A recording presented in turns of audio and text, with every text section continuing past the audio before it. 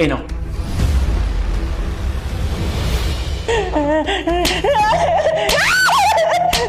তোকে আমি শেষই করে ফেলবো। তোকে পালতে পালতে আমি পুরো শেষ হয়ে গেছি। সারাটা দিন তোর সেবা যত্ন, এই লাগবে সেই লাগবে কত কিছু। তোর ছেলে তোকে আমার ঘরের উপর চাপাই দিয়ে গেছে। এই বুড়িটা দেখতে দেখতে আমার জীবনে পুরো নষ্ট হয়ে গেল। মরে যেতে পারিস না। তোকে আমি কতবার বলছিলাম সকালবেলা নাস্তা রেডি, চাই মানে চাই। তুই কেন নাস্তা রেডি করলি না?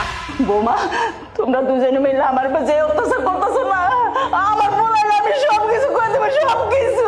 তুই ছেলের কাছে বলবি তাই না? ছেলের কাছে বলবি? এই তুই ছেলের কাছে কিভাবে বলবি? হ্যাঁ, তুই ছেলের কাছে যাবে কিভাবে?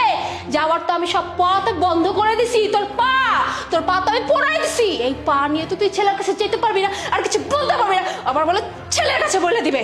এই তুই সবচেয়ে বড় ভুল করছিস কি জানিস? সকালে নাস্তা না বানা আপু, তুমি ওকে আরো মারো। আর শোন, তুই যদি ঠিক মতো নাস্তা না বানাস তাহলে তোর হালে এইরকমই প্রত্যেক দিন হবে। ঠিক বলছিস, একদম ঠিক বলছিস। বুড়িটাকে তো মেরে মেরে শেষ করে দেওয়া উচিত, মেরে শেষ করে দেওয়া উচিত।